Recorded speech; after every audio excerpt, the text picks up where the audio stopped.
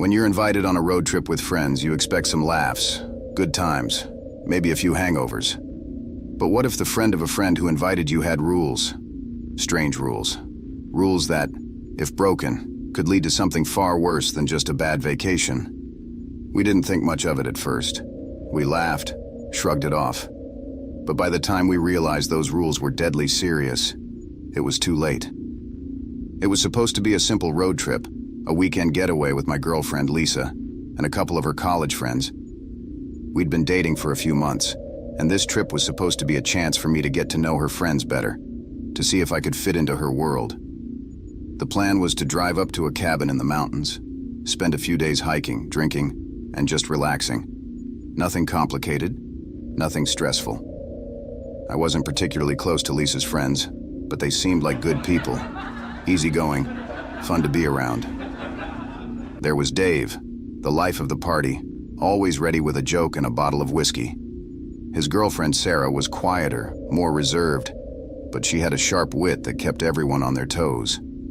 Then there was Matt, a friend of Dave's from high school. I'd only met him once before, and he was a bit of an oddball. Tall, lanky, with a nervous energy that made him seem constantly on edge. But he was all right. Just one thing. There are a few rules we need to follow while we're up there. Matt said as we were loading up the car. Lisa and I exchanged a look, both of us raising an eyebrow. Rules? For a cabin in the woods? It sounded ridiculous, but Matt seemed dead serious. What kind of rules? Dave asked, clearly amused. Matt hesitated, his eyes darting around as if he was checking to make sure no one else was listening. They're just precautions. Things my family has always done when we stay at the cabin. It's important that we follow them. Okay, Matt, what are these rules? Sarah said, rolling her eyes. Matt took a deep breath, his expression grim. First rule, we can't be on the road after sunset. We need to make sure we're at the cabin by then, no matter what. Lisa laughed, shaking her head. What? You're scared of the dark? It's not the dark, it's what comes out after dark. What comes out after dark? I asked, trying to keep my voice light, though I couldn't shake the uneasy feeling in my gut. Matt didn't answer directly.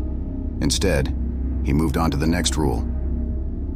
Second rule, once we're inside the cabin, we don't go outside until sunrise. No matter what we hear, no matter what happens, the doors stay locked and the windows stay shut.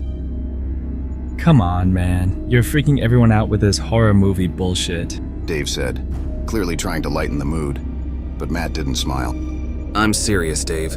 If you don't follow the rules, you won't make it through the night. The tension in the air was palpable, the joking atmosphere from earlier completely gone. Lisa shifted uncomfortably beside me, and I could see the unease in her eyes. What's the last rule? Sarah asked, her voice barely above a whisper. Matt hesitated, his gaze dropping to the ground. The last rule is the most important. If you see anything that doesn't belong, don't acknowledge it. Don't talk to it, don't look at it, and for God's sake, don't invite it in. Silence hung heavy in the air as we all absorbed his words. I could see the fear in Matt's eyes, a fear that made me want to turn around and head back home. But Lisa squeezed my hand, giving me a small, reassuring smile. When we all nodded, Matt went back to grab his last bag when Dave chimed in. Oh man, Matt is laying it on thick with his cabin in the woods talk. $100 says he rigged up something that will try to scare us. I'm telling you right now, there is no way I will be the first to shit myself. We all chuckled at that. I nodded, trying to push the unease out of my mind. We were overreacting, letting Matt's weirdness get to us. This was just a road trip, nothing more. But as we piled into the car and started the drive up the mountain, the sense of dread lingered in the back of my mind. The drive was uneventful at first. We spent the time talking, laughing, and listening to music, trying to shake off the tension from earlier. But as the sun began to set, the mood shifted again. The roads became narrower, winding through dense forest, the trees casting long, dark shadows across the pavement. We should hurry, we don't want to be on the road after dark. Matt said from the back seat, his voice tense. Dave shot me a look in the rearview mirror, clearly annoyed. But he didn't say anything, just pressed down on the gas, the car picking up speed as we raced against the setting sun. By the time we reached the cabin, the sun was just dipping below the horizon, the sky a deep shade of purple. The cabin itself was a small, rustic structure, surrounded by trees on all sides. It looked old, abandoned, with a thick layer of dust on the windows and overgrown weeds choking the path to the front door. Welcome to paradise. Dave muttered, shaking his head as he parked the car. We unloaded our bags and made our way to the cabin, Matt leading the way. He fumbled with the keys, his hands shaking slightly as he unlocked the door. Remember the rules. No one goes outside after dark, and keep the doors and windows locked, he said quietly as we stepped inside. The inside of the cabin was just as dusty and run down as the outside. The furniture was old and covered in cobwebs, and the air was thick with the smell of mildew. But it was warm, and after the long drive, I was just happy to sit down and relax. We spent the evening drinking and playing cards, trying to ignore the creeping unease that had settled over us. Matt was jumpy, his eyes constantly darting to the windows, as if he was expecting something to burst through at any moment. But nothing happened. The night passed uneventfully, and by the time midnight rolled around, we were all more than a little drunk. I gotta admit, I was getting the creeps a little bit earlier. I bet he will save a jump scare for later. If Matt's career doesn't work out, he should go into showbiz. Dave said when Matt went to the restroom. I just smiled, thinking if we would have changed our minds, if we would have heard these rules a lot sooner than we did. I'm going to bed. It's been a long day. Sarah said, stifling a yawn. We all agreed, and one by one, we headed off to our rooms. I was exhausted, the alcohol and the tension of the day weighing heavily on me. I fell into bed and was asleep almost as soon as my head hit the pillow. But my sleep was anything but peaceful. I woke up in the middle of the night to the sound of something tapping on the window. My heart pounded in my chest as I lay there, listening to the steady, rhythmic sound. It was light at first, almost like the tapping of a tree branch in the wind. But as the minutes passed, it grew louder, more insistent, as if whatever was outside was trying to get in. I glanced over at Lisa, but she was sound asleep, completely oblivious to the noise. I didn't want to wake her. I didn't want to seem paranoid, like Matt. But the sound was getting harder to ignore. Fuck, I whispered to myself, sitting up in bed. The room was dark, the only light coming from the faint glow of the moon through the curtains. The tapping continued, relentless, like nails being dragged across the glass. Hesitated, Matt's words from earlier echoing in my mind. If you see anything that doesn't belong, don't acknowledge it. Don't talk to it, don't look at it. But I couldn't just sit there and do nothing. I had to know what was making that noise. Slowly, I got out of bed, my heart pounding in my ears. I crept across the room, the floorboards creaking under my weight, until I was standing in front of the window. The tapping stopped. For a moment, there was nothing but silence. I stood there, holding my breath, staring at the curtains that covered the window. My hand trembled as I reached out, grabbing the edge of the curtain. I hesitated, fear gripping my chest, but I knew I was going to do it. Just to prove to myself nothing would be there, and that this childhood fear of things in the dark was just my imagination. With a quick motion, I pulled the curtain aside, and then I saw it.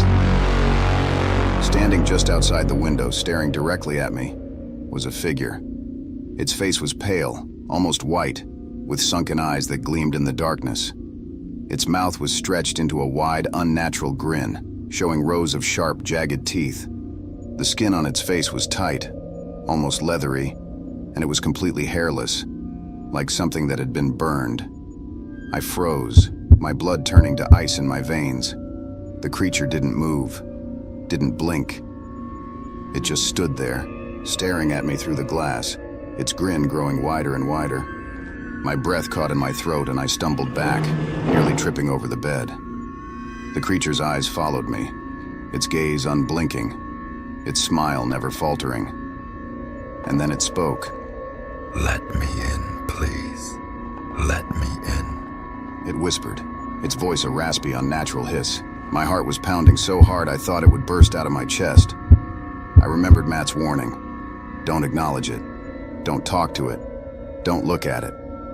I squeezed my eyes shut, trying to block out the image of the creature, trying to forget the sound of its voice. But it was still there, still whispering. Let me in, please. I'm so cold. I backed away from the window, shaking, trying to ignore the desperate pleas of the thing outside. It scratched at the glass, its nails leaving long, thin marks on the surface. Please, I just want to come in. I reached the door, my hand fumbling for the lock, and bolted out of the room. I nearly tripped over my own feet as I raced down the hallway, the creature's voice still echoing in my ears. I found Matt in the living room, sitting in the dark, his face pale and drawn. It's here, isn't it? He said quietly, his eyes locking onto mine. I nodded, too terrified to speak. He stood up, his hand shaking as he grabbed a metal box from the mantel. We have to seal the doors. We have to make sure it can't get in. I didn't argue. I followed Matt as he went around the cabin, placing strange symbols made of salt and herbs on every door and window. He worked quickly, his movements frantic, his eyes darting around as if he expected the creature to burst in at any moment. When he was done, we sat in the living room, the only light coming from the dying embers of the fireplace. Lisa and the others had woken up by then, all of them looking as terrified as I felt. What the hell is going on? Dave demanded, his voice shaking. Matt didn't answer right away. He just stared into the fire, his face pale and sweaty. It's something old. Something that's been in these woods for as long as anyone can remember. My family has always known about it.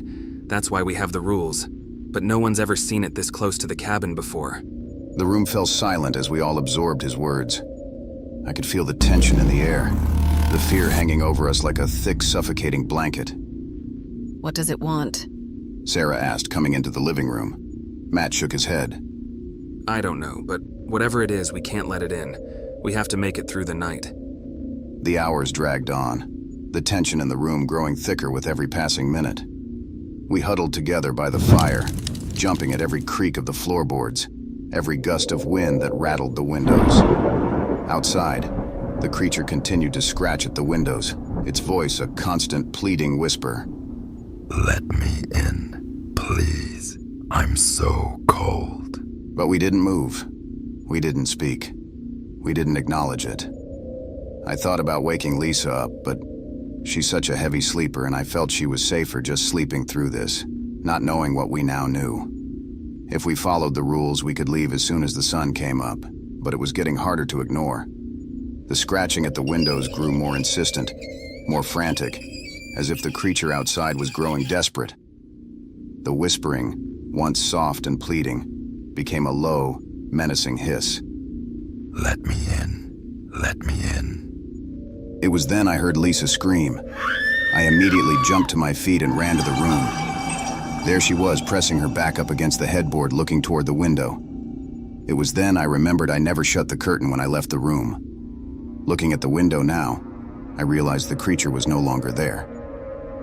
I closed the curtains, got Lisa, and we all went back into the living room. Lisa clutched my arm, her fingers digging into my skin.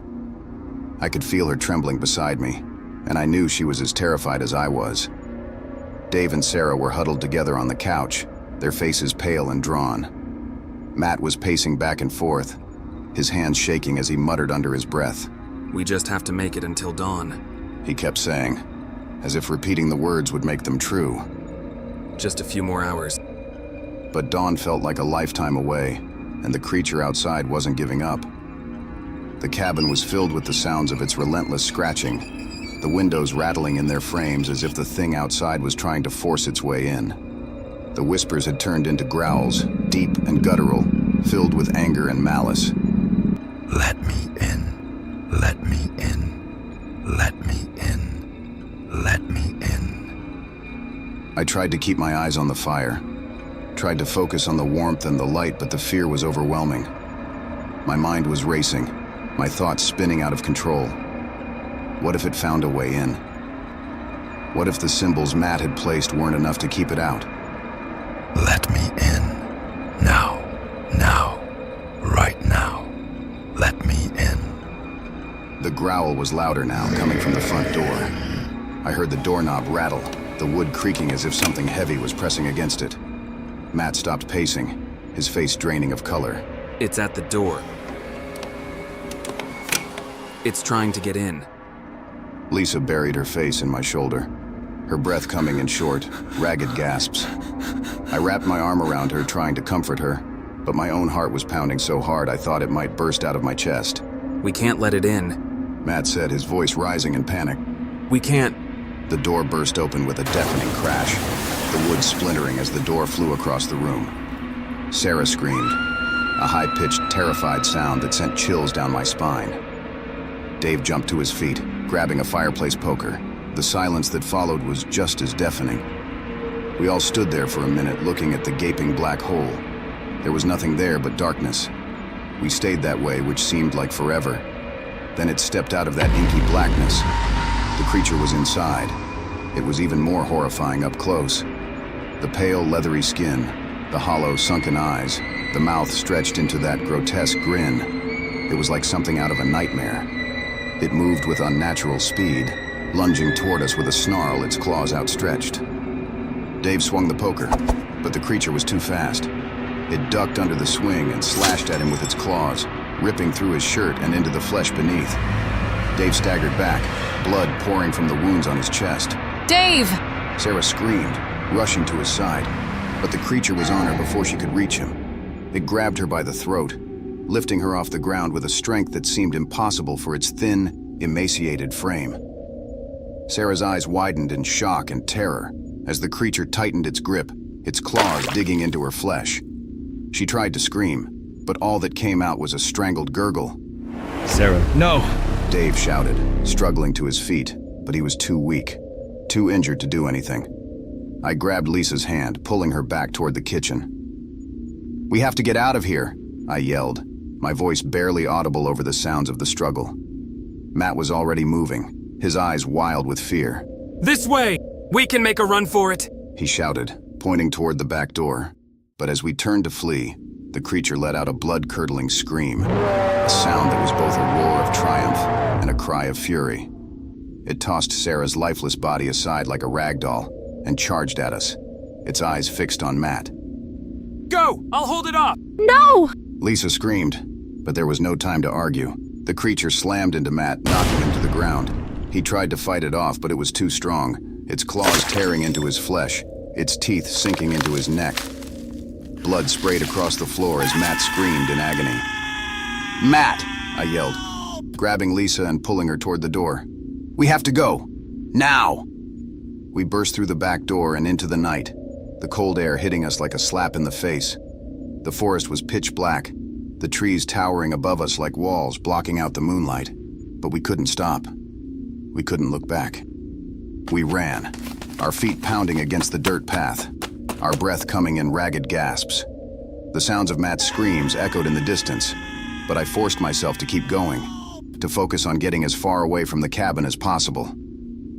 "Don't stop!" I shouted, glancing over my shoulder. "Keep running!" But Lisa was slowing down, her face pale, her breath coming in shallow, panicked bursts. I can't keep going. She gasped, her legs shaking. "You have to!"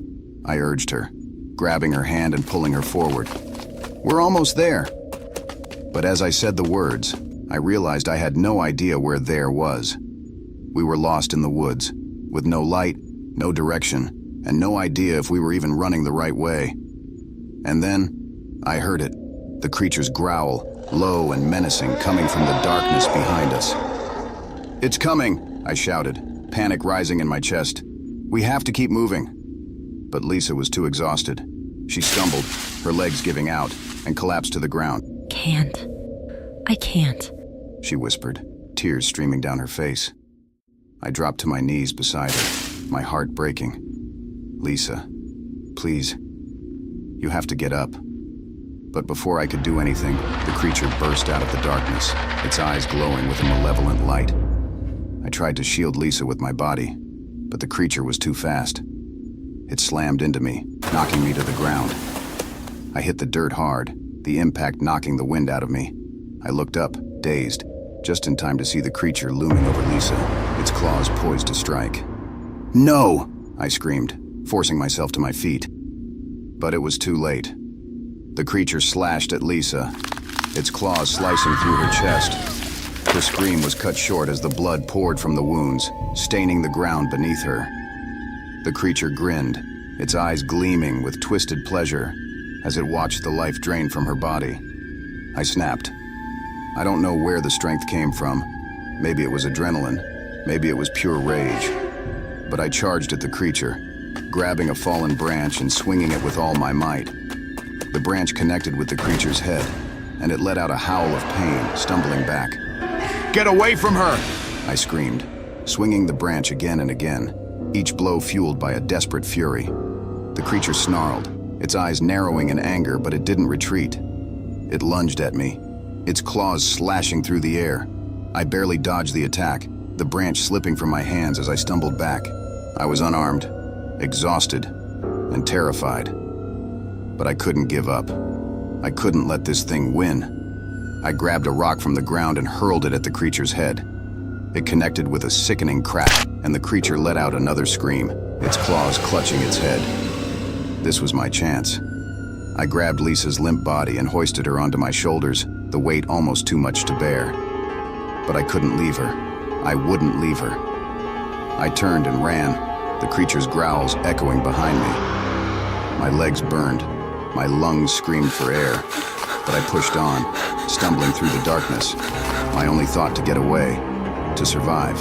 The trees blurred around me as I ran, my mind a haze of fear and exhaustion. I didn't know how far I'd gone or how much time had passed, but eventually the growls faded, the creature's presence slipping away into the night. I didn't stop running until I reached the edge of the forest, the first light of dawn just beginning to break through the trees. My legs gave out, and I collapsed to the ground, Lisa's body slipping from my shoulders. I lay there, gasping for breath, tears streaming down my face. We'd escaped the creature, but at what cost? I looked down at Lisa, her lifeless body covered in blood, her eyes staring blankly into the sky. My heart shattered, the reality of what had happened crashing down on me. I had survived, but I had lost everything. The sun rose, casting its warm light over the forest, but it brought no comfort. The rules. I broke the rules and everyone was dead because of it. As I lay there, broken and defeated, I knew one thing for sure. Never, ever, break the rules.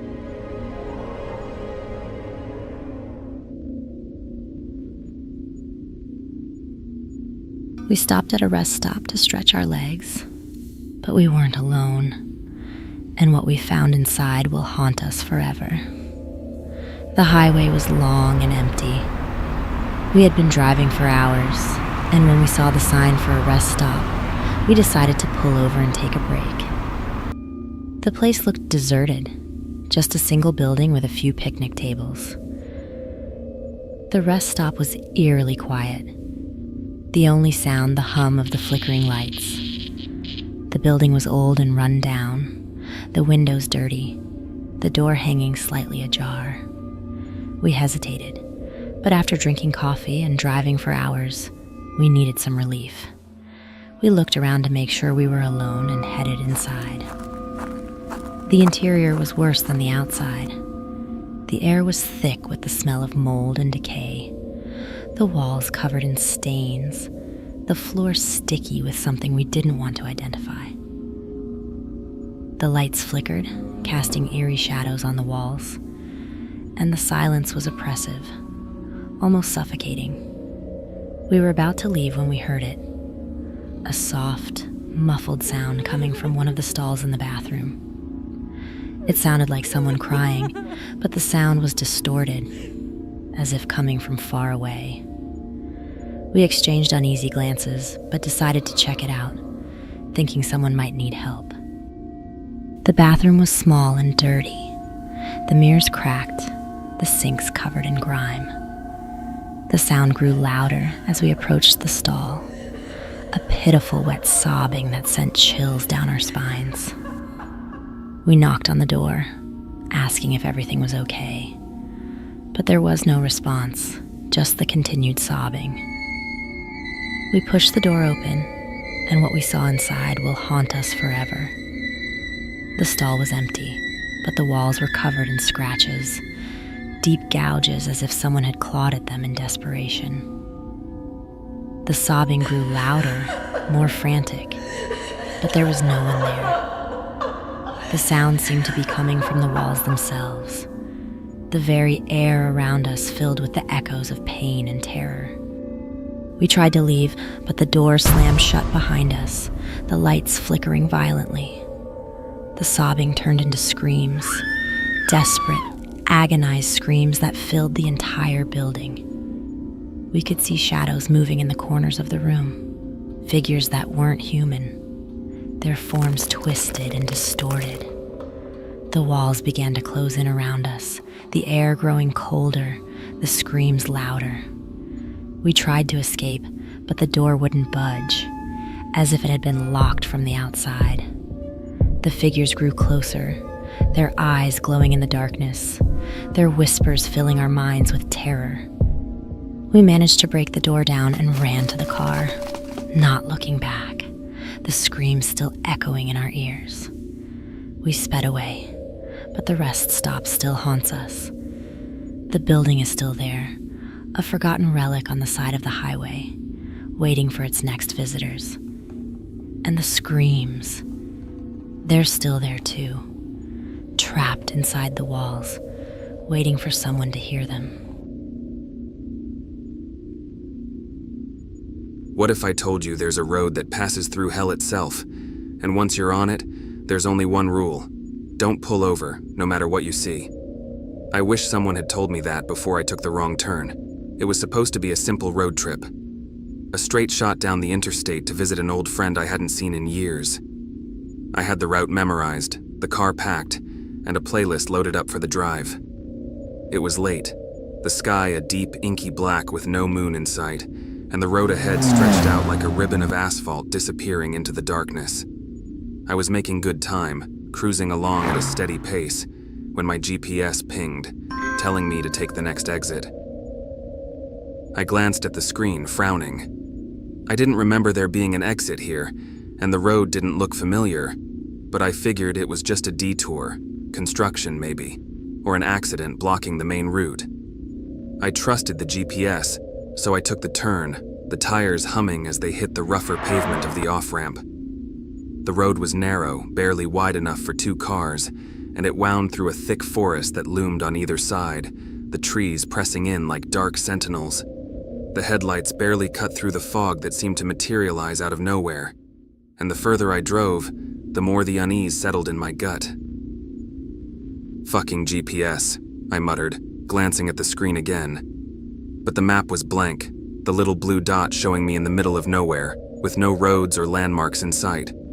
I should have turned back then, should have found my way back to the interstate. But I was tired, and the thought of backtracking seemed like a hassle, so I kept going, figuring the road had to lead somewhere eventually. The minutes ticked by, the road winding deeper into the forest, the trees growing taller, thicker, until they blocked out even the faintest hint of starlight.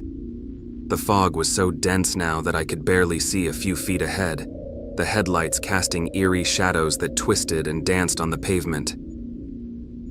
I was about to pull over to get my bearings when I saw something up ahead, a figure standing by the side of the road, just barely visible in the fog. I slowed down, squinting through the windshield, trying to make out who it was. They were tall, dressed in dark clothing, their head down, hair obscuring their face. Shit, I muttered, my heart skipping a beat. My first thought was that they'd broken down, that they needed help. But as I got closer, something about the way they stood, so still, so silent, made my skin crawl. I rolled down the window, leaning out slightly. Hey, do you need... Before I could finish, they lifted their head, and I saw their face. Or rather, what was left of it. The skin was peeling away, revealing raw, bloody muscle and bone beneath, their eyes hollow sockets that stared back at me with an intensity that made my blood run cold. I slammed on the gas, the tires screeching as I sped past them, my heart pounding in my chest. I didn't look back, didn't dare check the rearview mirror. I just kept driving, my mind racing, trying to make sense of what I had just seen. What the fuck? What the fuck? I whispered, gripping the steering wheel so hard my knuckles turned white. But the road didn't end. It just kept going, winding through the fog and the trees, twisting and turning like some goddamn maze. And then, up ahead, I saw another figure, and another, and another. They were everywhere, standing by the side of the road, watching me with those same hollow eyes, their faces twisted into grotesque masks of decay and pain. Some of them were missing limbs, others had gaping wounds that oozed black, tar-like blood. They didn't move, didn't make a sound, just stood there, waiting. I sped up, my pulse racing. But no matter how fast I went, the road didn't end. The figures just kept coming, appearing out of the fog like phantoms, their numbers growing with every mile. And then, I saw her. She was standing in the middle of the road, right in my path. A young woman with long, dark hair and a white dress that was stained with blood. Her head was tilted to the side, her eyes wide and pleading, her mouth moving as if she were whispering something. I swerved to avoid her, the car skidding on the wet pavement, but as I passed her, she turned her head to follow me, her eyes locking onto mine. Help me, she mouthed, her voice echoing in my head, though I hadn't heard a sound. I nearly lost control of the car, the tires screeching as I fought to keep it on the road. But as soon as I regained control, I floored it, the engine roaring as I pushed the car to its limits. I didn't care where the road led anymore. I just needed to get the fuck out of there. But the road wouldn't let me go. It twisted and turned, winding through the endless fog, the trees growing denser, closer, until their branches scraped against the windows, leaving deep gouges in the glass. The figures were everywhere now, lining the road, their hollow eyes following me, their mouths moving in silent pleas. And then, I saw the sign. It was old, the paint faded and chipped, barely readable through the fog. But as I sped past it, I caught a glimpse of the words, "Welcome to Hell." Fuck, I breathed, my heart nearly stopping in my chest. I slammed on the brakes, the car skidding to a stop in the middle of the road. The figures were gone, vanished into the fog, and the silence was deafening. I sat there, breathing heavily, trying to make sense of what was happening. But the road was empty, the fog thick and impenetrable, and the only sound was the ticking of the cooling engine. "Get a grip," I muttered to myself, wiping the sweat from my brow. "This isn't real. It's just a nightmare. You're going to wake up any second." But I didn't wake up. The road was still there, stretching out into the darkness, and I knew I had no choice but to keep going. I put the car in gear, my hands shaking, and started driving again, slower this time, the fog pressing in on all sides.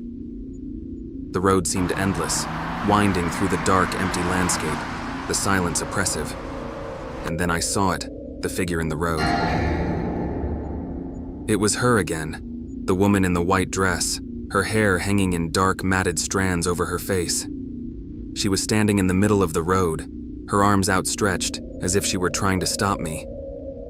"Please," she whispered, her voice barely audible over the sound of the engine. "Please, help me!" I swerved to avoid her, the car lurching as it hit a pothole, but she didn't move. She just stood there, her eyes following me as I sped past her. I didn't stop. I couldn't. I knew deep down that if I pulled over, if I let her in, I'd never make it out. But as I drove on, the fog growing thicker, the road winding endlessly ahead, I could still hear her voice in my head, begging for help. The road went on for what felt like hours, the fog growing so thick that I could barely see a few feet ahead. The figures were everywhere now, lining the sides of the road, their hollow eyes staring at me, their mouths moving in silent screams. And then, up ahead, I saw the lights, faint at first, but growing brighter as I got closer. It was a gas station, old and run down, the neon sign flickering in the fog. The road led straight to it, the only break in the endless stretch of darkness. I pulled into the lot, the tires crunching on the gravel, and parked in front of the station. The building was old, the windows covered in grime, the paint peeling from the walls. But the lights were on, and there was a car parked around the side, its hood up, steam rising from the engine. I stepped out of the car, the cold air biting at my skin, and made my way to the entrance. The door creaked as I pushed it open, the bell above it jangling weakly. The inside was as run down as the outside, the shelves half empty, the floor covered in a layer of dust. Behind the counter stood an old man, his face lined with wrinkles, his eyes hidden behind thick glasses. "Help you?" he asked, his voice rough and raspy. I need directions," I stammered, my heart still racing from the drive. "I think I took a wrong turn somewhere." He looked at me for a long moment, his eyes narrowing. "You took the wrong road, son," he said finally, his voice low. "You shouldn't be here." "What do you mean?" I asked, my unease growing. "This road," he trailed off, shaking his head. "This road leads through hell itself. You're lucky to have made it this far." I felt a cold chill run down my spine. "How do I get out?" I asked, my voice trembling. He sighed, looking down at the counter. "You keep driving. Don't stop. Don't pull over, no matter what you see, and pray you make it to the other side." I nodded, feeling the weight of his words. I didn't know if I believed him, didn't know if any of this was real, but I wasn't about to take any chances. "Thank you," I said, turning to leave. "Good luck," he called after me, his voice barely a whisper. I got back in the car, my hands still shaking as I started the engine. The road stretched out ahead of me, disappearing into the fog, but I knew I had no choice but to keep going. As I drove, the fog grew thicker, the darkness pressing in on all sides. The figures were back, lining the road, their hollow eyes watching me, their mouths moving in silent pleas, but I didn't stop. I kept driving, the road winding endlessly ahead, the figures growing more and more numerous with every mile. And then, just as I thought I couldn't take it anymore, the fog began to lift. The trees thinned out, the road straightening as it led out of the forest and into the open air. I breathed a sigh of relief as the night sky came into view, the stars twinkling above me like distant beacons. The road was still there, but the figures were gone, the fog dissipating into the cool night air. I kept driving, not daring to stop until I saw the familiar lights of the interstate up ahead. I pulled onto the highway, my heart finally beginning to slow as I left the nightmare behind. But as I glanced in the rearview mirror, I saw her again. The woman in the white dress standing by the side of the road, her eyes locked onto mine. And I knew, deep down, that no matter how far I drove, no matter how fast I went, I'd never truly escape the road through hell.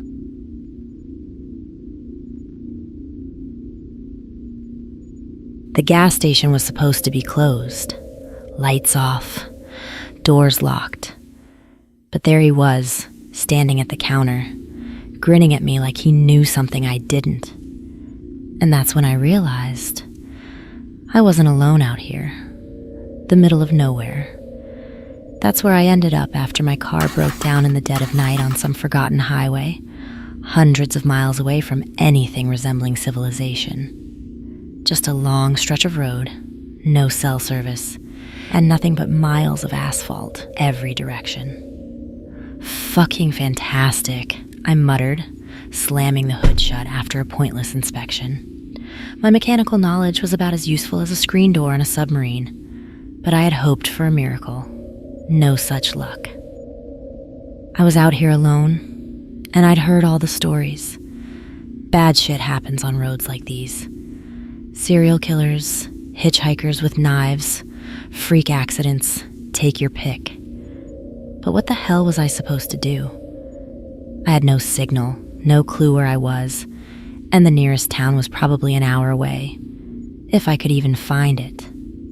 That's when I saw the gas station sign flicker in the distance. A faint glow, like a lighthouse in the middle of the fucking abyss. Thank God, I whispered to myself, starting the long, lonely walk toward it. The closer I got, the weirder it looked. The building was old, ancient even, with peeling paint and cracked windows. The kind of place that might have been busy back in the 50s, but was now long forgotten by time. No cars in the lot. No movement. It didn't even look like it should be open. But the light was on. I pushed the door open, the little bell above it jingling weakly as I stepped inside. The air was stale, thick with the smell of old oil, and something else I couldn't quite place. Something sour, like spoiled meat. Behind the counter stood a man. His face was too thin. His skin stretched tight over his skull like a corpse that had been left in the sun too long. But he was smiling, a wide, toothy grin that didn't reach his hollow eyes. Need help? He rasped, his voice dry and cracked, like he hadn't used it in years. I hesitated. Every instinct screamed at me to turn around and leave, but I was desperate.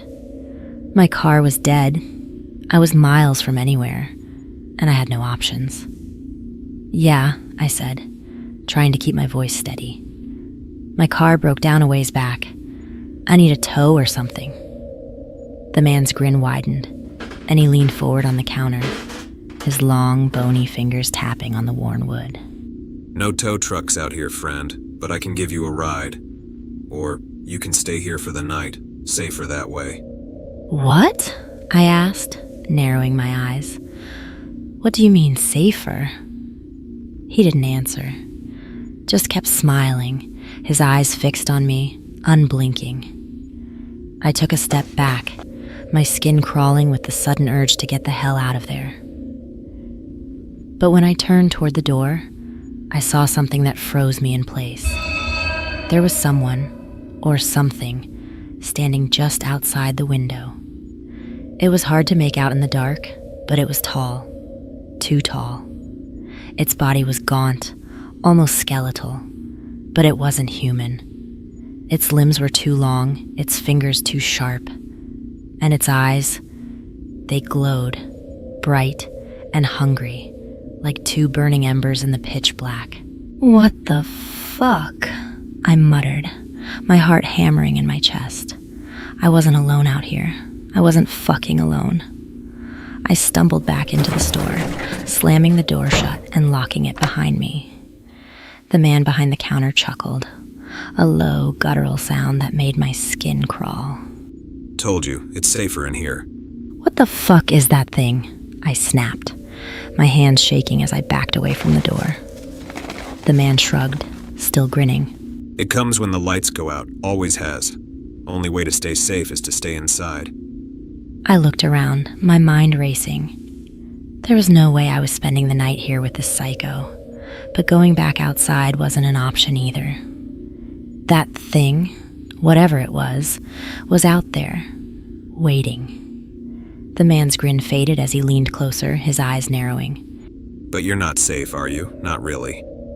What the hell are you talking about? I snapped, my patience wearing thin. He gestured toward the door again, his eyes flicking between me and the shadow outside. It's you it wants. You think your car broke down by accident? You think you ended up out here by chance? His words hit me like a punch to the gut.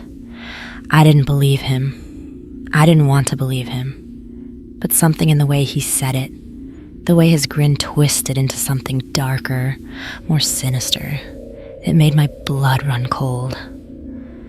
No, I whispered, shaking my head. You're full of shit. But deep down, I knew he wasn't. I had felt it, even before my car died, that nagging feeling that something wasn't right. And now, here I was, stuck in the middle of nowhere, with a fucking monster waiting outside and a lunatic behind the counter. The man leaned back, his grin returning as he chuckled softly. You're not the first, you know. Plenty of folks end up out here, lost, alone, thinking they can escape. I swallowed hard, my mouth dry. And what happens to them? His eyes gleamed in the dim light. Most don't make it through the night. The room felt smaller, the air thicker. I had to get out of here. I couldn't just wait around to be fucking eaten by whatever was outside. Fuck this. Turning on my heel and heading for the back of the store. There had to be a back door, a window, something. But the man didn't stop me. He just kept grinning, his voice echoing in the dark. Running won't help you. It never does. I found the back door, but it was locked. Of course it was fucking locked. I rattled the handle, cursing under my breath, but it wouldn't budge. The sound of footsteps outside, heavy, slow, sent a jolt of fear through me. It was out there, circling the building. I pressed my ear against the door, listening. The footsteps stopped, and for a moment there was nothing but silence. Then a voice. Come out. I can smell you. It whispered, low and guttural, like it was speaking from deep within the earth. My heart stopped. The voice wasn't human. It couldn't be. I backed away from the door, my entire body shaking. The man at the counter was still watching, still smiling. You can't hide from it. It always gets what it wants. He said, almost cheerfully. Fuck you, I snapped, backing away toward the front of the store. But the creature outside, it wasn't just waiting, it was hunting. I didn't make it far. The lights flickered once, twice, and then went out completely, plunging the store into darkness. The man's voice echoed from the shadows, soft and mocking. Time's up. And then the door shattered. The last thing I saw was those burning eyes, glowing in the pitch black, and the man's grin, wide and gleeful, as the thing reached for me. I woke up gasping for air, my body drenched in sweat. And blood, my blood. The pain hit me like a freight train, deep, searing gashes across my chest and arms, the wounds barely clotting. I didn't know how I survived that thing smashing through the door, but here I was, still alive. The gas station was destroyed, glass shattered, shelves overturned, blood smeared across the floor, and the man behind the counter, gone. No body, no trace of him, just his creepy-ass grin burned into my memory. I couldn't stay here. That thing, whatever it was still out there. I needed to move, fast. I pushed myself up, ignoring the pain ripping through my body, and stumbled out into the night. The road stretched ahead, a long, desolate ribbon of asphalt, disappearing into the dark horizon. No lights, no sounds, just endless nothing. But as I limped forward, the air grew heavy. The kind of heaviness that makes it feel like something is watching. Something close. I wasn't safe, not by a long shot. Shit. Okay, keep moving. Get the fuck out of here. I muttered to myself, gritting my teeth as the blood oozed from the wounds. Get the fuck out of here. It was hard to tell how much time had passed. Could have been minutes. Could have been hours. The desert night was unforgiving, cold as hell, with the sky an endless black void above me. No stars, no moon, just oppressive darkness. My legs felt like lead, and every step made my vision blur. But stopping wasn't an option. That thing, the creature, it wasn't gone. I knew it was still out here, waiting. I could feel it. After what felt like an eternity, I spotted something up ahead. A shape. Dim lights flickering in the distance. At first, I thought I was hallucinating, that maybe the blood loss was finally fucking with my brain. But no, it was real. It looked like an old motel, tucked away off the road. A shitty neon sign flickered in and out. Desert Haven Motel. I forced myself to move faster, practically dragging my body across the gravel parking lot until I reached the front door. It creaked open, revealing a dimly lit lobby that smelled of stale cigarettes and cheap whiskey. The front desk was empty, but there was a small bell sitting on the counter. I slammed my hand on it, desperate for someone, anyone. "Hello," I called out, my voice hoarse and ragged. "I need help." Nothing, just the faint hum of electricity and the distant sound of wind howling outside. But there was someone here. I could feel it. I rang the bell again. This time, I heard a door creak open behind the desk. A man shuffled out, looking half asleep, his thinning hair disheveled and a cigarette hanging from his lips. His eyes flicked up at me, but there was no surprise, no shock, just indifference. Room? He grunted, scratching his chin. "No, something's after me.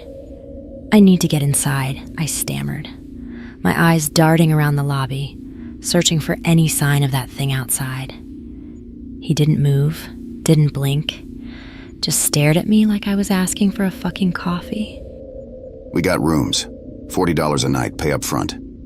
He said, completely unfazed by the fact that I was bleeding all over his floor.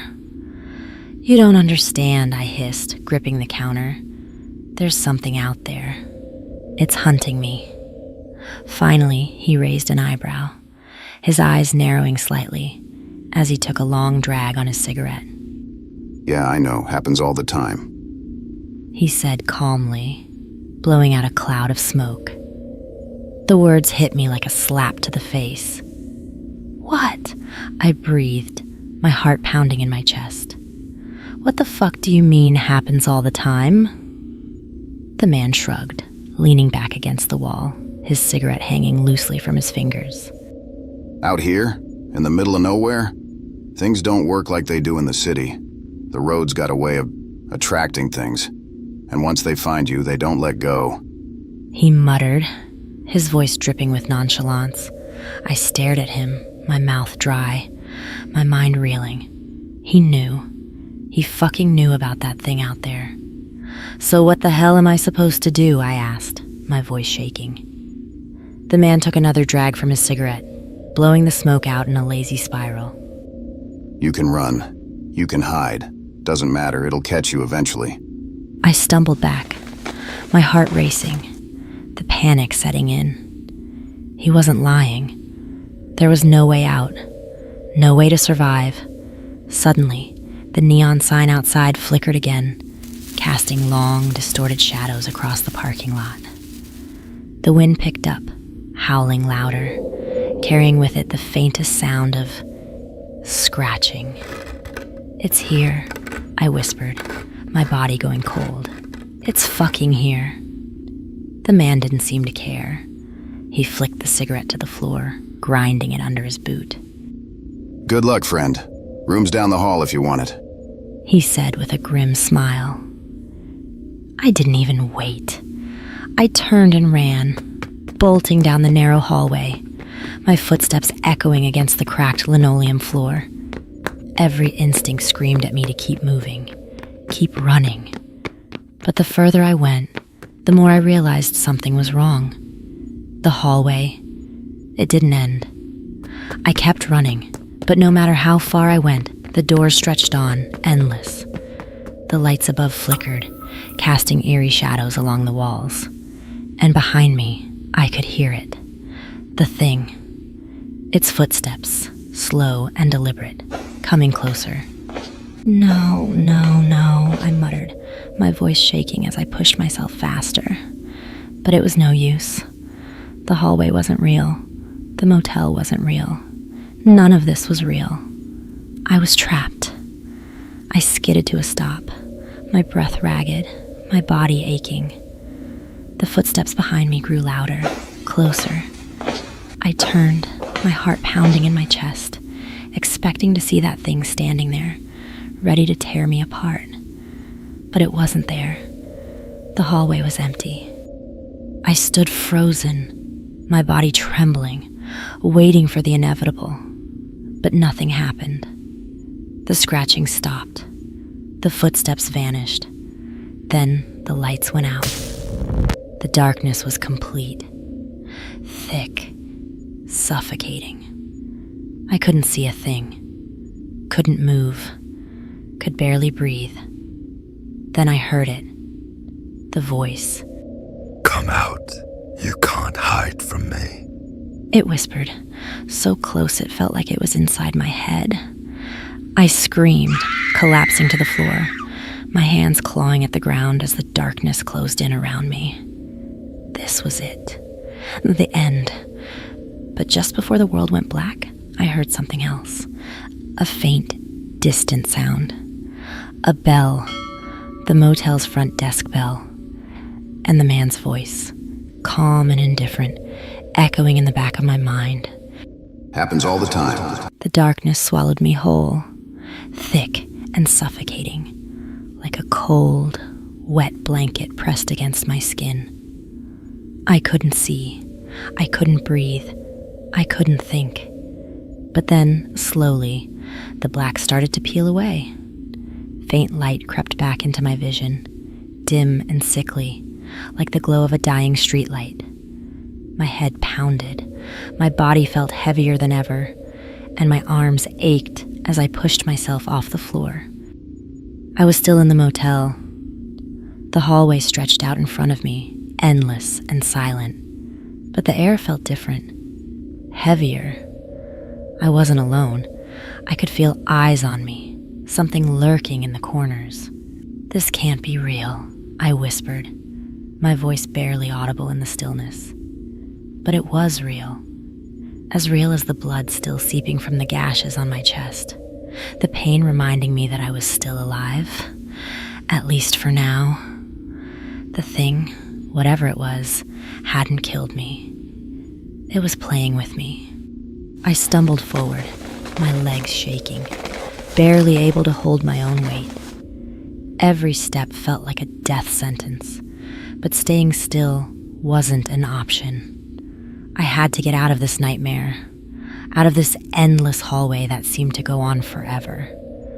But as I moved, something changed. The walls began to shift, slowly at first, then faster, like they were breathing, expanding and contracting with each step I took. The air around me thickened, and a low, guttural sound echoed through the space, like a growl coming from all directions at once. Fuck. No, I muttered, panic rising in my chest. The growling grew louder, closer, and I could feel it now. The thing, closing in on me, stalking me from the shadows, but I couldn't see it. It was playing its sick game, waiting for the perfect moment to strike. I turned a corner, and suddenly, there it was. The front desk. The same cigarette-stained counter. The same dim lights. The bell sat there, taunting me. No, this is impossible, I whispered, my eyes wide as I stared at the familiar scene. I had been running for what felt like hours, and yet here I was, back at the starting point, back where the nightmare had started. But there was no sign of the man behind the counter this time. The place was empty, eerily quiet. And then, just when I thought it couldn't get worse, I heard it. Footsteps, heavy, deliberate, coming from behind me. I spun around, my heart thundering in my chest. In the darkness, just beyond the flickering neon glow of the motel sign, I saw it. Tall, gaunt, limbs too long, eyes burning like embers in the night.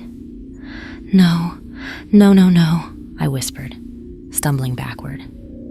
The thing stood there, its head cocked at an unnatural angle, watching me, waiting. But it wasn't moving. It was like it wanted me to see it, wanted me to know that it was in control.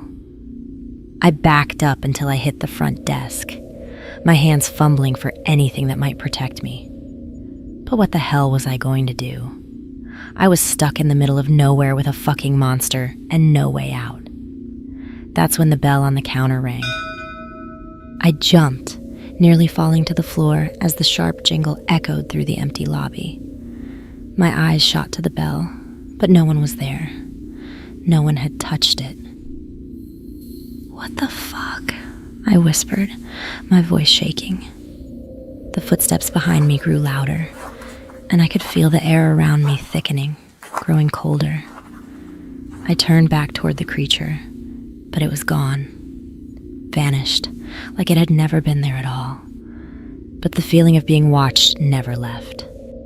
I didn't know what else to do. My mind was spinning. My body was on the verge of collapsing, and every second felt like I was teetering on the edge of death. I needed help. I needed someone to tell me what the fuck was happening. I slammed my hand on the bell again, harder this time. "Hey! Hey! Someone fucking help me!" I shouted, my voice echoing in the empty room. For a moment, there was nothing but silence. And then, I heard it. Footsteps, coming from the back room. "Hey! Hey!" The door creaked open, and the man from before shuffled out, just as calm and indifferent as ever. His cigarette was still hanging from his lips, and he looked at me like I was a fucking nuisance. "What the hell is going on?" I snapped, my voice trembling with fear and rage. "What the fuck is that thing outside? Why can't I leave?" The man sighed, shaking his head as if he'd heard this all before. I told you, friend. Happens all the time. "That's not an answer," I shouted, slamming my fist on the counter. "You knew this would happen. You fucking knew." He raised an eyebrow, the corners of his mouth twitching into a slight smirk. Of course I knew. The road. It draws people in. Folks like you. Lost. Alone. It brings them here. And once you're here, there's no getting out. My blood ran cold. No, there has to be a way, I muttered, shaking my head in disbelief. The man's smirk widened, his eyes glinting with something dark and sinister. Maybe there is. Maybe there isn't. Depends on how lucky you are. I felt the panic rise in my chest, my heart pounding in my ears. "What do you mean, depends? There has to be a way. You have to help me," I begged, desperation creeping into my voice. He took a slow drag from his cigarette, blowing the smoke out in a lazy spiral. I don't have to do shit. But I'll tell you this. If you want to survive the night, you'll have to face it. The thing out there. It's not just hunting you. It's testing you. He said, his voice cold. I stared at him, my mind reeling. "Testing me?" I whispered. The man nodded, his eyes narrowing as he leaned in closer. You think this is the first time this has happened? You're just another poor bastard who ended up on this road. But the thing out there? It wants more than just blood. It wants to see what you're made of. I swallowed hard, my body trembling. "And if I fail?" I asked, my voice barely a whisper. The man's grin widened, his teeth glinting in the dim light. Then you end up like the others. I didn't ask what he meant by that. I didn't need to. I could already feel the weight of the dead souls who had come before me, trapped in this endless loop, doomed to be hunted until they couldn't run anymore. I took a deep breath, my mind racing. I didn't know what the fuck I was supposed to do, but one thing was clear. If I stayed here, I was dead. I turned toward the door, my heart hammering in my chest. The thing was still out there, waiting for me, its burning eyes watching from the shadows. Good luck. You're gonna need it. The man said from behind me, his voice dripping with amusement. I stepped out into the night, the cold air biting at my skin. The darkness felt heavier now, suffocating, like the road itself was closing in around me. But I couldn't stop. I couldn't let it win. I started running again, my body aching, my breath ragged. The sound of footsteps echoed behind me, slow, deliberate, mocking. The thing was following me, its eyes burning in the dark, but it wasn't attacking. Not yet. It wanted to see if I could make it, if I could survive. But deep down, I knew the truth.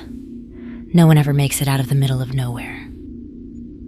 The road stretched out before me, endless and unforgiving, bathed in the pale light of a waning moon. The sound of footsteps behind me that chilled me to the bone. Slow, deliberate. The thing, whatever it was, wasn't in a rush. It didn't need to be. It knew, and I knew, that no matter how far I ran, it would catch me eventually. I had tried to put distance between us, but with each step, the weight of my exhaustion bore down harder. My body ached, my vision blurred, and the gashes across my chest were still bleeding. Each drop of blood a cruel reminder that I wasn't escaping this. I wasn't getting out. Up ahead, the faint outline of something took shape in the distance. A structure, barely visible against the dark horizon. At first, I thought it was a mirage, my mind playing tricks on me. But as I staggered closer, I realized it was real. A gas station. No fucking way, I muttered under my breath, disbelief clouding my thoughts. It was the same one. The same broken down building I had left behind. The same peeling paint. The same flickering neon light. I had been running in circles. Fuck, I hissed, the panic rising in my chest. No. My hands shook as I stumbled toward the entrance, my legs barely able to support me. I didn't know what I was hoping for. Shelter? Safety? A miracle? There were no miracles in the middle of nowhere. The door creaked open as I pushed through, and the familiar smell of stale cigarettes and rot hit me like a slap to the face. Inside, the gas station looked exactly as it had when I first arrived. Empty. Silent. Except for one thing. The man behind the counter. He was back, smirking at me, that same cigarette hanging from his lips. Told you, happens all the time, he said. I staggered toward the counter, the exhaustion finally catching up with me. I slammed my hands down, leaning against it as I tried to catch my breath. What the shit? I rasped, my voice raw and broken. What the hell is happening? The man's smirk deepened, and he took a long drag from his cigarette, blowing the smoke out in a lazy spiral. You're in the middle of nowhere, friend. This road, it's a trap. It doesn't let people go. Not once they're caught. I stared at him, my mind spinning, trying to make sense of his words. Why me? He shrugged, his eyes cold and indifferent. It's not just you. Happens to anyone unlucky enough to end up out here. The road pulls them in, tests them. It wants to see what they'll do, how far they'll run, how hard they'll fight. And you?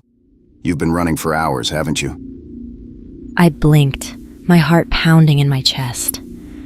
I had been running for what felt like days, but somehow I always ended up back here, back at the gas station. The man leaned back, flicking his cigarette to the floor, grinding it under his boot. Thing is, friend, this place, it doesn't have an end. You can't escape it. You can't beat it. It's always been like this. I swallowed hard, my mouth dry. I didn't want to believe him, but deep down, I knew he was right. There was no escape, no way out. The road had trapped me, and now it was toying with me, just like it had with everyone else who'd wandered into its web. So what do? I asked, my voice shaky. How do I survive? The man's smirk faded, replaced by something darker, something more sinister. You don't. No one survives the middle of nowhere. The bell above the door jingled, and I felt the air grow colder, heavier. My blood ran cold as I turned toward the entrance, my heart pounding in my chest. It was here, the creature, The thing that had been following me.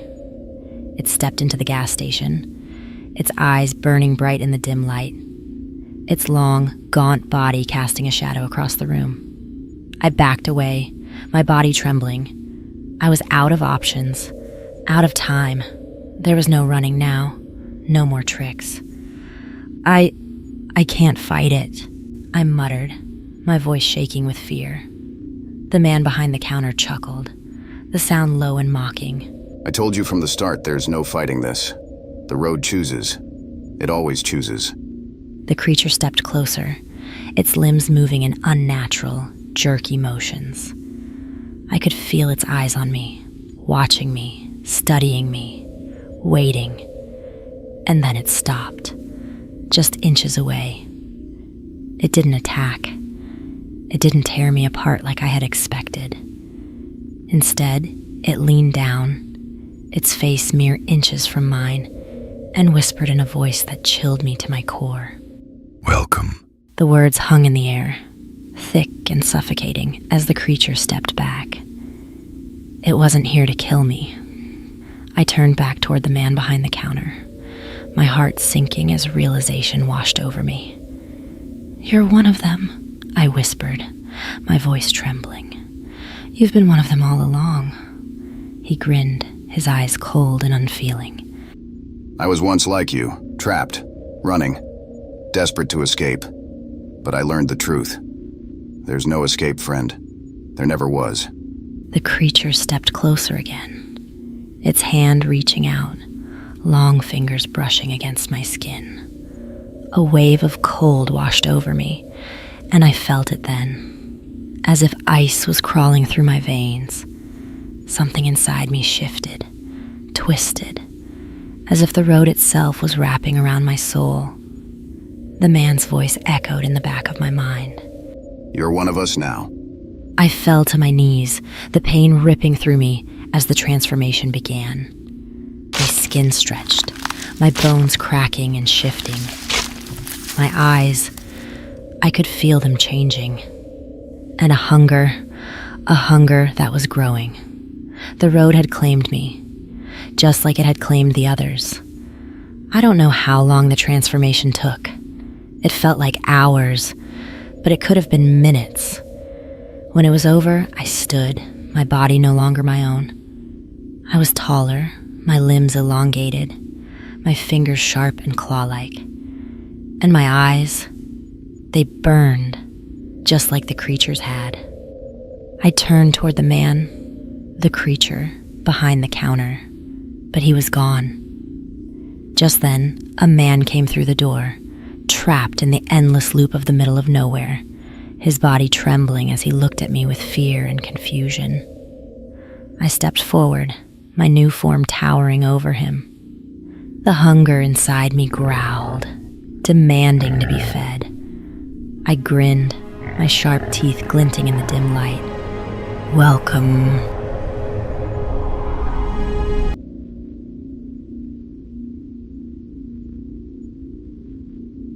I checked into a motel for a quick overnight stay until I realized the room had no way out. It was late, and I was exhausted from hours on the road. When I saw the flickering neon sign of a motel, I decided to stop for the night. The place was run down, but I didn't care. I just needed a bed to sleep in. The clerk at the front desk barely looked up as he handed me the key to room 13, his expression unreadable. The room was small and dingy, the air stale, the walls covered in peeling wallpaper. I dropped my bag on the floor and collapsed onto the bed, too tired to even turn on the TV. I just wanted to sleep and get back on the road in the morning. But as soon as I closed my eyes, I felt a strange unease, a sense that something wasn't right. I got up to check the door, just to make sure it was locked. That's when I noticed it. The door was gone. In its place was a solid wall, the same peeling wallpaper covering where the door had been. Panic set in as I looked around the room. The windows were gone too, replaced by blank walls. There was no way out. I pounded on the walls, screaming for help, but there was no response. The room seemed to grow smaller, the air thicker, making it hard to breathe. I tried to remember how I got here, but my memories were hazy, like a dream I couldn't quite grasp. The more I thought about it, the more confused I became. Hours passed, or maybe it was days. I couldn't tell. Time didn't seem to exist in that room. The walls started closing in, the ceiling lowering, as if the room itself was trying to crush me. My phone had no signal, and the TV only showed static, the sound distorted and grating. The lights flickered, casting strange shadows that seemed to move on their own. The panic turned to desperation as I realized I was trapped, with no way out, no one coming to help. The room was a prison, and I was its only occupant. I started to hear voices, whispers that came from the walls, telling me to give up, to accept my fate. The walls were closing in, the air was running out, and I was losing my mind. When I came to, I was lying on the bed. I blinked and laughed at myself. That was one fucked up nightmare. I sat up suddenly and looked to where the door should be. I let out a sigh when I saw it there and smiled. I was about to get up to leave when the TV blinked on. It was the news. A story of how some kids found my car abandoned in the motel parking lot, but there was no trace of me. The room I checked into was empty, the door locked from the inside.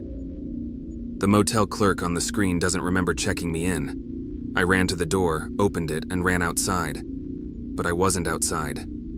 I was back in room 13. The clerk turned from the news cameras, walking back to his office, and smiled, knowing room 13 is just an empty room now, a room with no exit.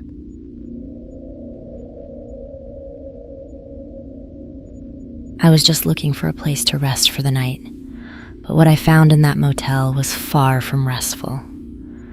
I had been driving for hours, and the rain was coming down in sheets, making it nearly impossible to see the road.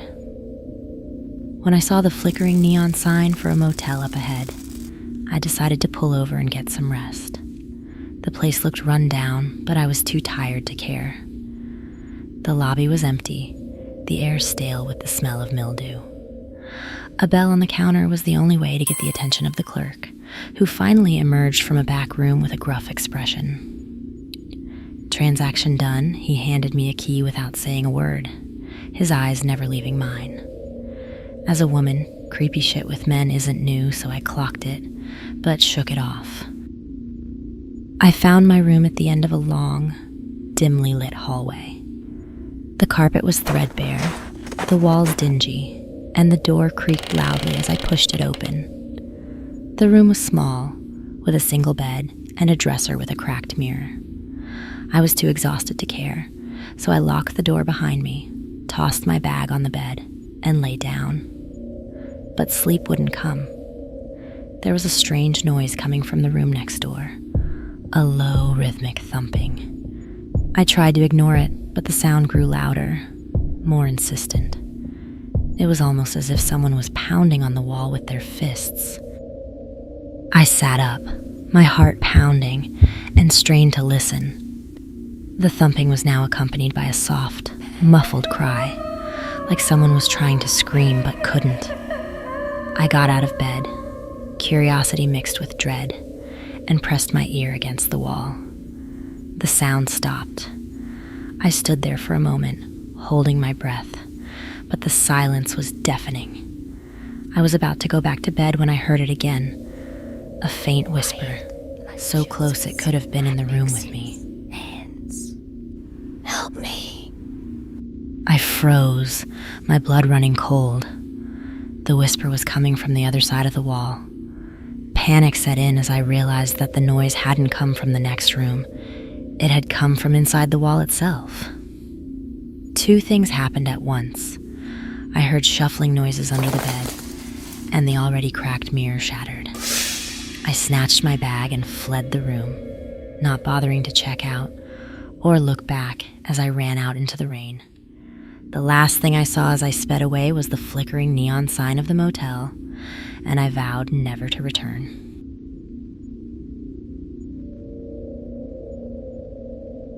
Ever see a sign that screams, "Do not enter"?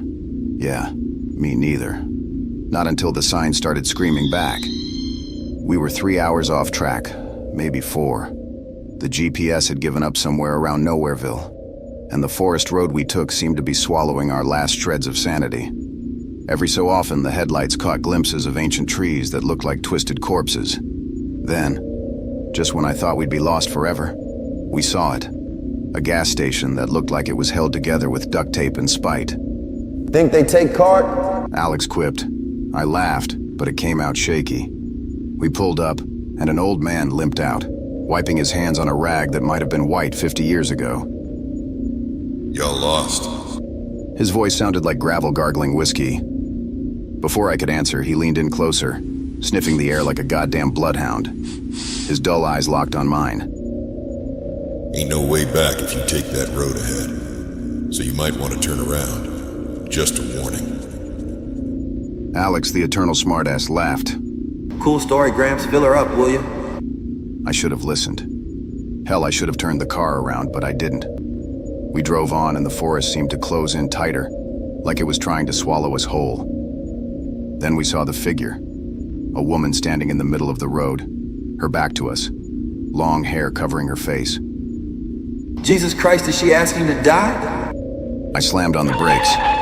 She didn't move. And when I stepped out to check on her, that's when I saw the blood dripping from her fingertips, pooling at her bare feet. The woman didn't move, not even as I crept closer.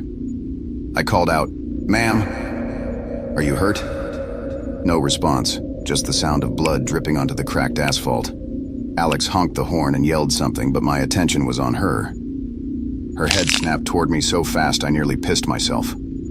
Her face, oh God, her face, looked like someone had carved chunks out of it with a dull knife. And her eyes, it's like someone took a spoon and scooped them out. There wasn't anything there but bloodied empty eye sockets. I stumbled back as she started walking toward me. No, not walking. Jerking as if she had to force her limbs forward one bone-snapping movement at a time. My brain screamed at me to run, but my legs wouldn't cooperate. That's when Alex leaned out the window. Dude, get the fuck back in the car. Before I could move, she let out this guttural, otherworldly scream, and everything went dark. Not like night dark, but pitch black, like someone had erased the world. When I came to, I was in the car, and Alex was slamming the gas pedal. The woman was gone. Alex drove like our asses were on fire, but now the road seemed to be twisting and shifting beneath us. Shadows darted between the trees, keeping pace with the car, their red eyes glaring at us. "What the fuck is happening?" I screamed. I don't know, but we're getting the hell out of here. We didn't. The road didn't end. It just looped back to the gas station, where the old man stood, grinning like he'd won the lottery. Told you. I bet now you wished you would have listened. The old man's grin burned into my brain like a scar. Alex threw the car into reverse and spun us around, peeling out onto the dark road. The headlights barely cut through the blackness, but we didn't care. He floored it. The road stretched on, endless and looping. We must have passed the same dead trees and broken pavement dozens of times. The GPS was blank, and Alex had stopped cracking jokes. That silence was worse than anything. Then we saw it again. Her. The woman from before was back, standing in the middle of the road with her back to us, her bloodied hands dangling at her sides. "Fuck this," I growled, reaching for the door handle. "We're not running this time." Alex, never one to leave me without a wingman, was right next to me as we shouted. Hey, what do you want? Why don't you just... She turned. Her face was worse now. Pieces of skin hung from her skull like tattered cloth, and her mouth stretched wide, releasing that same scream of insanity. Alex froze. His mouth moved, but no sound came out. And then, as if some invisible hand had grabbed him, his body twisted violently. The sound of his bones breaking echoed through the night as I watched my friend be crushed. He looked straight at me, mouthed run, and then was gone. I ran, jumped into the driver's seat and gunned it out of there. I don't remember how long I drove. Minutes? Hours? Time didn't matter anymore. The road kept looping back to the gas station, And each time, the old man was waiting, grinning that goddamned grin. Finally, the car sputtered and died. Out of gas. I was alone now. I stepped out into the cold, silent night. The road behind me faded into the darkness, and the gas station flickered once before vanishing completely. Ahead, the forest loomed, its gnarled branches reaching for the sky. And then I saw it. A faint light, flickering deep within the trees. I knew I shouldn't, but fuck it. My feet moved on their own, crunching over the dead leaves as I followed the light. It led me to a clearing where the woman stood, her back to me again. This time, she spoke. I've got a surprise for you, she said without turning around.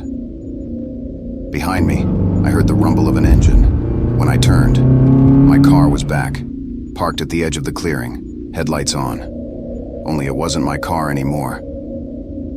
Alex was behind the wheel, his mangled face staring at me, blood dripping from his mouth as he smiled.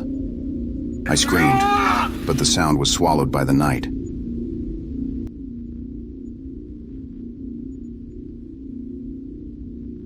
I don't know who thought it was a good idea to go camping where the map stopped, but I'm pretty sure they're dead now. Dead or insane. It was supposed to be a weekend getaway. 5 friends, 1 crappy RV, and a case of beer. But when our premium campsite turned out to be a mosquito-infested swamp, Ty decided we should find a spot off the grid. We stumbled across the cabin around sundown. No roads led to it, no paths nearby. Just a broken-down shack squatting in the woods like it was waiting for us. Free Airbnb, Ty joked, pushing the creaky door open. Inside, the place was empty. No furniture, no food, not even a damn spider web. Just 4 walls, a ceiling, and, strangely, no door on the other side. Cozy, Aaliyah muttered, hugging her arms. That's when the groaning started. Soft at first, like the wood of the cabin was settling around us. We figured it was just the normal creaks of a structure, or something, until it came from all directions, all at once. Then we saw them. Faces. Dozens of them, pressing against the walls, stretching the wood like fucking latex. Their mouths moved in silent screams, their eyes wide. That's when the first scream started, shaking me out of my paralysis. I turned and couldn't make out what I was seeing. It was like my brain said, nope, we will deal with that later. I realized Jesse stood rigid, his mouth open, screaming. Liz was trying to pull him away from the wall. He was shaking now, his body vibrating with pain as mouths bit into him, blood pooling at his feet. The walls, oh God, the walls, with those grotesque heads were closing in, as if the cabin woke up and decided it needed a midnight snack. At that same moment, I saw that the doorway was shrinking, closing in on itself. We had to get out of here. I pushed Aaliyah out and Ty grabbed Liz, but she wouldn't let go of Jesse. I yelled for them to run. The doorway was closing. Aaliyah and I made it outside, yelling back at them to hurry, to run, to get the hell out of there. Before it completely collapsed on itself, Ty tore through the splintered doorway, clawing his way outside. I saw missing chunks of flesh that had been taken out of his arms from those damned faces. But we didn't have time to figure that out. We ran to the RV. Ty, taking the keys out of his pocket, jumped behind the wheel, white-knuckled and drenched in sweat. Aaliyah sat beside him, shaking so hard her teeth chattered. I was in the back, staring at the cabin as it shrank into the distance. The RV groaned under the strain as he slammed the gas pedal. The road was dark and narrow, the trees crowding us like spectators at a gladiator match. My heart was still hammering in my chest when the crash happened. It was sudden, violent. One moment we were speeding away, and the next we were flying forward as the RV crumpled like an aluminum can. My head hit the dashboard, and I tasted blood. When I came to, Aaliyah was screaming.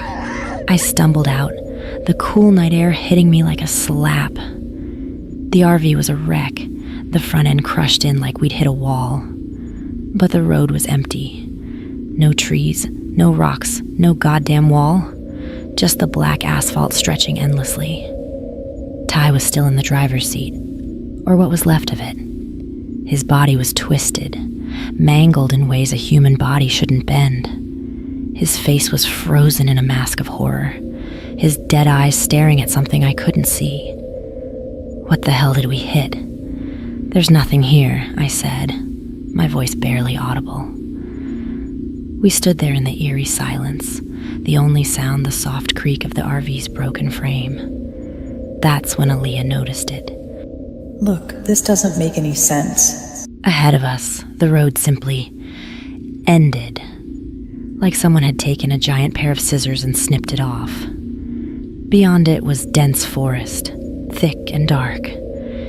We decided to walk the opposite way, thinking maybe we could find another road or a way out. But every direction we went, the forest seemed to fold in on itself, pushing us back toward the road. And then we saw it. The cabin. It was there, just like before, sitting innocently in the middle of the clearing. Only now the door was wide open, beckoning us. We were right back where we started, and the sickening realization hit me. There was no way out. The cabin wasn't a place. It was a trap, and we were already caught.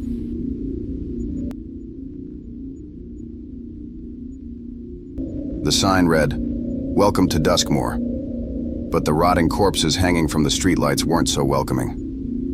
I was low on gas and lower on common sense when I turned into this dusty place. My car sputtered into a parking spot outside what looked like a diner. All I needed was a gallon of coffee to keep me going. When I got out, the smell hit me. Something metallic and rancid, like roadkill soaked in motor oil. The diner looked like it hadn't seen a customer since the 1970s. But the neon open sign was flickering on, so I accepted that challenge. I pushed the door open, and the bell overhead gave a hollow jingle, like it didn't really want to announce me. Inside, it looked like what you'd expect. The air was thick, as if no one had opened a window for the last few decades. A handful of people sat in the booths, staring at their plates as if whatever was on them was some kind of punishment. When they looked up, their faces were slack with dull stares, which kinda creeped me the fuck out. But I had priorities. I tried to act as if what I walked into was normal and ordered a coffee, but the waitress, skin pale as bone, just stood there. Pay first, she said, voice rusty like I'd been her first conversation of the day. Sure, I said, slapping a 20 on the counter. That's when I got red flag number 2. I noticed her hands. Fingers long and skeletal, nails black and cracked. She saw what I was looking at and grinned. Then she leaned over and whispered red flag number 3. Bird, you shouldn't have come here. Run! I bolted out the door, leaving the coffee and my change behind. The street outside wasn't the same. The off-ramp from the highway gone. My car, gone. Replaced by a maze of alleys that twisted and stretched in all directions. I tried to backtrack to my car, but nothing was the same. It was as if the rundown diner off the highway never existed. The only landmarks were the flickering streetlights and the bodies. At first, I didn't notice them, but as I turned a corner, there they were. Corpses, bloated and rotting, hanging from the streetlights like grotesque ornaments. Their faces were frozen in expressions of terror, mouths open in silent screams. I gagged, bile rising in my throat. That's when I heard the footsteps. They weren't normal footsteps. They sounded wet, like bare feet slapping against concrete. I turned around and my breath hitched. It wasn't footsteps at all. Not exactly. It dragged its bloated body along the concrete, using a foot cut off at the ankle, like a walking stick, to give itself leverage. With every slap of the foot hitting the ground, that thing dragged itself closer. That's when I realized it had no legs. There was nothing below the waist except for ropey intestines slithering behind, like lethargic snakes. I think that broke my brain because, for one wild, insane moment, I thought, is that its own foot? That seemed like a good time for more cardio, so I ran. My legs felt like lead, but fear drove me forward. I rounded a corner and slammed into someone. A man, tall, gaunt, and reeking of decay, caught me by the arms. His grip was like iron. But that didn't matter because I couldn't take my eyes off of the brain fudge falling out of the side of its head. I lost my ever-loving shit then. I tore free and bolted into what I thought was another alley. But it wasn't. It was the diner. The waitress was waiting for me. She finished placing fingers on the side of a burger and said, "You're up, Buttercup." The other diners stood, their forms distorted and grotesque. The door slammed shut behind me, and I was trapped. I don't know how I escaped. I remember smashing through a window, glass slicing my arms and face, and running until I collapsed. When I woke up, I was on the edge of the street. The "Welcome to Duskmore" sign looming over me. The road stretched ahead, empty and endless. But something told me I wasn't free. When I looked back, the streetlights flickered on. The bodies were still hanging, but now, one of them was wearing my jacket.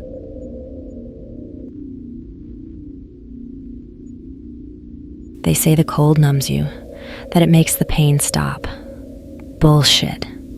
I bet they never watched something crawling out of the snowstorm. It started as a stupid winter hiking trip. Jake's idea, of course. Disconnect from the world, he said, like I needed to freeze my ass off for that. Jake was one of those guys who thought surviving frostbite was a personality trait. A walking cliche of flannel and overconfidence. The first 2 days were fine, even fun. Clear skies, crisp air, postcard-worthy views. But by day 3, the novelty had worn off. The snow had gone from Instagram-worthy to where the fuck is the trail, and when the blizzard hit, we were screwed. Visibility was shot. Couldn't see 5 feet in front of us. The wind clawed at our faces like it had a grudge. We were just 2 idiots trudging through endless white, trying to make it back to the cabin before we froze solid. Jake, naturally, was still full of bad ideas. I think I saw a shortcut earlier. He yelled over the storm, pointing into the void. Shortcut to what? Hypothermia? I shot back, but he'd already started walking. Somewhere around mile 6, Jake wandered off. "Hold up," I yelled, but the wind swallowed my voice. 1 minute he was there, the next, gone. Just a swirl of snow where he'd been standing. At first, I thought he was messing with me. Jake loved pulling pranks, but after 10 minutes of yelling his name, panic crawled up my back like spiders. My throat was raw, my voice barely carrying in the storm. "Jake!" I screamed again. Nothing. Just the relentless howl of the wind. I told myself to calm down, to think. Jake wasn't dumb enough to get lost, right? I tried to retrace our steps, but everything looked the same. White on white, with no landmarks to guide me. That's when I saw it. A figure, standing in the distance, barely visible through the blizzard. At first I thought it was Jake, but something wasn't right. The way it stood, too rigid, like a mannequin abandoned in the snow. It didn't move, just stood there, eerily still, waiting. "Jake?" I let out, squinting against the wind. No answer. I moved closer, my boots crunching on ice, heart pounding. The figure moved its head, studying me. The movement so slight I would have missed it if it wasn't for the rest of him being so still. "Hey, you okay?" I yelled again, louder this time. Still no response. But then its head snapped to the side, unnaturally fast, like a broken doll coming to life. I froze. The storm howled around us, but in that moment, all I could hear was the sound of my own breathing. Shallow, rapid. The figure took a single step forward, and my gut screamed at me to run, but my feet felt bolted to the ground. I stood there. I don't know why. I guess I was still convincing myself it was Jake. That's when I saw its face, or what was left of it. 2 pinpoints of light where its eyes should be, and its mouth. Holy fuck. Its mouth was split wide open, stretched impossibly far, like its cheeks had been torn apart and held open by rusty hooks. We stood like that and time slowed. Enough for me to wish to sweet fuck all to please. Let this be Jake messing with me. But I knew better. The thing, the meat sack with Jake's face, smiled. Its voice came out between ripped skin that flapped in the wind. The worst part, the absolute brain-frying worst part, is that it sounded almost like me. Jake? It said back. That's when I almost lost it. Ass sauce and all. My stomach dropped. Then it moved toward me. Fast. You see, in the safety of gaslighting yourself with scenarios you'd think you'd never be in, you say real dumb shit like, if I was ever in a crazy situation, I'd go nuts, smash that other thing before it smashed me. In real life, shit don't work like that. In the middle of a blizzard, where there is space between you and some crazed fuck, with dark forest all around you, you run. You run like your ass is on fire. So I bolted, legs burning, lungs screaming for air. The cabin wasn't far, just a few hundred yards, but it felt like miles. The wind roared louder, almost like it was alive. Behind me, I heard it laugh, a shrill, piercing sound that made my ears bleed. My legs felt like lead, and my vision blurred, but adrenaline kept me moving. I told myself not to look back, just keep running, keep moving, go, go, go. Then bam, my shoulder clipped a branch and I stumbled. Not enough to stop me, but enough to spin me just enough so that I glimpsed it. It was there, coming on all fours just a few feet away. Its limbs were too long, joints bending the wrong way as it crawled so incredibly fast towards me. That's when I screamed. I hit those high notes I never thought possible, flailing to get my footing. I swung my backpack, throwing it at the thing. It didn't even flinch. The cabin appeared in the distance, a dark blur against the white chaos. I pushed myself harder, ignoring the burning in my legs, the sharp pain in my chest. The thing was right behind me. I could feel it. When I finally reached the cabin, I slammed the door shut behind me, locked it, and ran to the kitchen. My breath came out in ragged gasps, clouds of white in the freezing air. The thing pounded on the door, its laughter echoing like a twisted lullaby. All the while I grabbed the biggest knives I could find. "Let me in," it whispered. The voice was soft now, almost pleading. "We can keep each other warm," it cooed, mockingly sweet, like we were just two friends out for some good times. It pounded on the door, the sound vibrating through the cabin. The walls seemed thinner than I remembered. I was sure any minute it would burst through the door or break open a window. I put my back to a corner where I had the view of the entire cabin. I had a butcher knife and cleaver in each hand, white-knuckling those bitches so hard my fingers started to cramp. I had nothing but an adrenaline-fueled fright and time to think of all the ways this thing was going to get in. And that's where I stayed, in a dark corner of a cabin in the middle of a blizzard with a nightmare circling outside. Eventually the pounding stopped, but I didn't move. Hours passed. The pleading whispers turned to screams, then silence. When the sun finally rose, the storm had passed, leaving an eerie calm. By morning, the wind had died down, and sunlight filtered through the frost-covered windows. I hesitated before opening the door, dread pooling in my stomach, half hoping it had all been a nightmare. It wasn't. Jake was there, frozen solid, his face twisted into that same horrific grin. His eyes were wide open, unseeing, his mouth stretched as if he had been laughing or screaming. I backed away. The laughter echoed in my ears long after I was alone. The image of Jake's face burned into my mind. I don't hike anymore. Hell, I don't even leave the house when it snows. Because I know it's still out there, waiting. And next time, I might not make it back.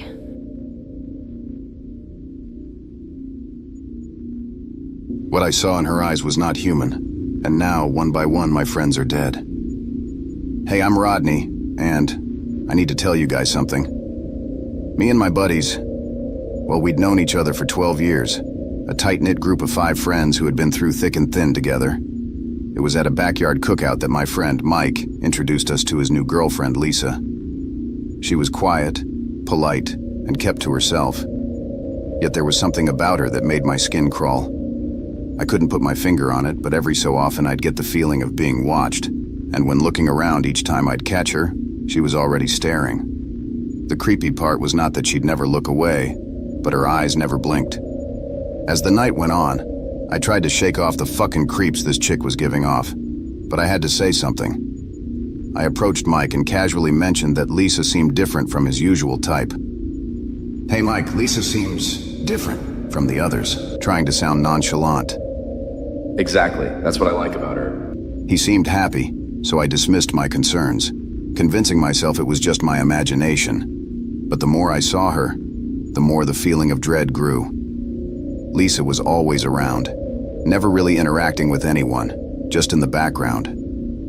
As some time passed, our other friends started telling me how Lisa freaked them out, which was hilarious after talking about it out loud because we were all pretty big guys. And still, every encounter left me more unsettled. One day I decided to talk to Mike about it.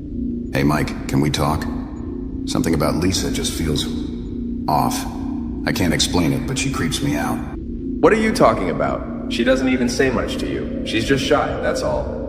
No, that's not it. She doesn't seem like she's all there, you know? No, Rodney, I don't know. Why don't you spell it out for me? Mike's always been the hothead out of us all, so I knew he'd probably get somewhat pissed. But with me being the calmest of us, I was elected to talk to him. Look, what I'm trying to say is that she does not have normal reactions to things. So, it makes her seem off somehow. Like either she doesn't understand what's happening around her or grew up somewhere really different. Fuck, dude. What I'm trying to say is, her mannerisms are off. I feel her staring at me, and when I look her way, she just keeps staring with no expression, and it's creepy as fuck. I'm not the only one who is seeing these things either. What I'm trying to say is, be careful. Unbelievable. So because she doesn't look away in 1.2 seconds, something's gotta be wrong with her? That shut me up long enough for Mike to walk away. But his dismissive attitude only heightened my anxiety, and the situation only escalated from there. When we planned our annual off-road trip to the lake house up north, we thought we'd get a chance to talk to Mike alone. But as we drove up to the house, we saw that Mike brought Lisa along, making things awkward from the start. The tension was high, and her eerie behavior became even more pronounced. Lisa did several creepy things during that trip. One night, while we were all sitting by the fire, she quietly hummed to herself. It sounds stupid, but this was nothing soothing. It was out of tune and sent chills down my spine. I leaned to my buddy Dave and whispered, "Doesn't that song creep you out?" Yeah, but Mike seems to like it. Let's not make it a big deal right now. When I turned back around, she was staring at me again and was no longer humming. Another time, I found her standing at the edge of the lake, staring into the water. But this was for hours, without moving. Hey Mike, what's she doing? She likes the water. Just let her be. He said this dismissively. The final straw was when I woke up in the middle of the night to find her standing at the foot of my bed, watching me sleep. The most terrifying thing about this was that her face was expressionless, eyes unblinking. "Lisa, what the hell are you doing?" I shouted. She didn't respond, just turned and walked away. There was no way I wasn't going to tell Mike, so I rushed out of bed, and when I turned into the hall, she was gone. This made no sense to me. I was literally seconds behind her, and short of full-out sprinting, she could not have made it to their room that fast. I banged on their door. Mike opened it, rubbing the sleep out of his eyes. Why are you knocking on my door like you're the police? I told him what happened. What are you talking about? She's been asleep this whole time. He opened the door a little wider and I could see her laying on her side in bed. I was confused for a second. Then a rush of fear came over me. Mike, I know what I saw. You said you were sleeping, so you obviously got it wrong, and you probably woke up from a dream. He started shutting the door. Go back to bed and quit dreaming about my girlfriend. I stood outside his door like a dumbass. Was I losing my mind? No, I know what I saw. I went back to my room and didn't sleep for the rest of the night. The next day, desperate to get away from her, I spent most of the day outside by the fire pit, drinking to calm my nerves. Eventually, the rest of the guys found me and were quick to hide with me. As the sun set, I went back inside to use the bathroom, but accidentally opened the wrong door. There, in the dim light, I saw Lisa. Her gaunt, pale figure crouched on Mike's chest, his eyes round with terror. Her sinister grin stretched so wide to either side of her face, the corners of her mouth literally ripping open to reveal dozens of sharp teeth. She turned to me, her eyes dead and cold, and lunged. I stumbled back, slamming into the wall as the door shut between us. Panic surged through me, and I banged on the door, shouting for help. My friends came running inside, but when we burst into the room, Lisa was gone, vanished out of the window into the forest surrounding the lake house. Mike was freaking out, and we all scrambled to leave the house, terrified and confused about what had just happened. Just grab the fucking keys and let's go. Andy ordered. I was the nearest to all of them. I grabbed for Hades' key. His was the only truck that would fit all of us. We wanted out of there, so we left everything behind and jumped in the truck. Mike, what the fuck happened? I realized then that the guys just saw Mike and I freak out, but didn't know exactly why. Mike explained that he woke up to pressure on his chest. When he opened his eyes, he could see eyes staring back at him. Two things then happened simultaneously. He realized Lisa was not next to him and that he couldn't move. The way he said this confused me. What do you mean Lisa was not next to you when you were looking at her right in front of your face? He took a deep breath and said, That was not Lisa, or at least not the one I knew. Now all of us were confused. He explained that Lisa was a cute girl with glasses, hazel eyes, and light brown hair. We were all shaking our heads at this. No, Mike, she has very dark hair, almost black, pale skin and eyes. It was Mike's turn to shake his head. Not because he didn't believe us, but because this was all insane. He said she let herself slowly be seen by him, and the more he got scared, the wider her smile would get. I watched as her skin slowly ripped itself apart, so she could just keep smiling. I saw her teeth get sharper, her mouth get wider, and I couldn't move. I just couldn't move. It was like she was holding every part of my body down. Listening to Mike, I leaned my head on the window, just letting the adrenaline rush go. Then I saw a flash. I lifted my head to see what that was. Just when I thought it was nothing, I saw it again. She's following us. I could see glimpses of her running through the forest. Holy fuck. Drive faster. Hades stepped on the gas and we saw her slowly get left behind. And before losing sight of her, she stepped out into the middle of the road, watching us go. We skidded to a stop in front of the local police station. We all went to jump out when Andy stopped us. What the fuck are you guys doing? We all just kind of stopped getting out and looked back at him. What are we gonna tell the police? That a little girl spooked us so we ran out of a fucking house? Oh, and not to mention she's not a regular chick, but a freaky demon spawn chick who doesn't blink and can run like a goddamn cheetah. He was right. We sat for a second trying to think of what to say. So Hades threw out, Why don't we just say Mike's crazy girlfriend went off the deep end and put a knife to his neck? No one could come up with anything better, so we went on in. The fluorescent lights were like knives to my retinas. Stepping inside was like stepping back in time.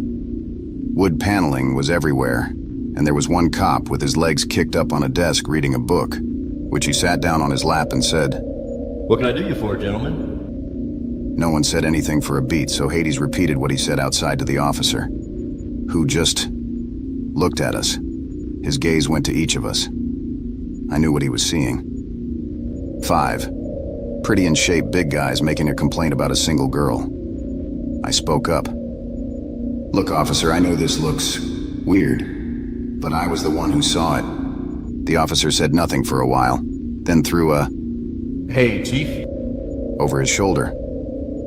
Another man from the back came out. The guy was massive. He looked like Santa's buff, grumpy cousin, which would have been funny, except for the way he was looking at us like we'd done something suspicious. The deputy began to tell the chief our story when he was interrupted. "I heard it all from my office, Bill." Which promptly shut Bill up. "So you mean to tell me 5 strong guys such as yourselves were so overtaken by a girl that not one of you could subdue her and call us?" Look, we don't want any trouble. She jumped out the window before any of us could, and we came here. That's all. I tried to sound as reasonable as I could. The chief stared at me for a beat. "Let me get this straight. You 5 knuckleheads were alone in a house with a girl whom had a knife. And when y'all came together, she spooked and ran out the window. Did I get that right? See, it sounds mighty like this girl was afraid of 5 big guys and had a knife as protection, wouldn't you say?" We obviously did not think this through. "Sounds to me you guys might have some more explaining to do. But first, how's about I take a look around at that lake house? Deputy, why don't you take these here gentlemen in the back until I see what's what out at the house?" Whoa, hey, we didn't do anything wrong. We came to report a problem, and unless you are actually arresting me, I'm walking out of here. And if you are arresting me, tell me the charges, and I will take my first phone call now. I've never heard Dave speak any clearer in all my life. Then it all happened at once. We all started to speak up, just copying variations of what Dave said, speaking over each other, and the chief was telling us to calm down when we all heard the scream. We all froze. Mike started to say something, and the chief told him to shut the fuck up. We stayed like that for a while, listening to see if we heard what we all knew we heard.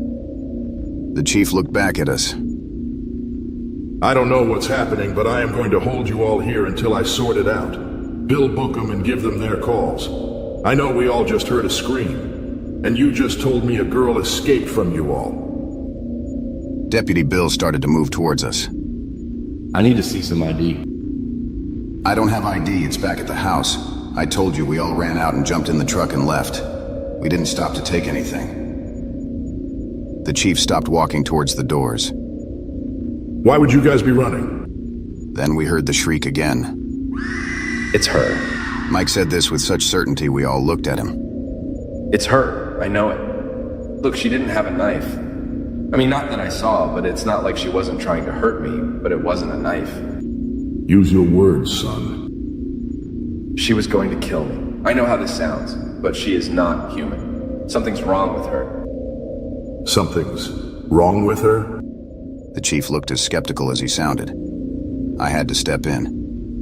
What he's trying to say is, she is mentally not there. I don't know what flavor of crazy she is, but she was trying to kill him, and she creeped us the fuck out.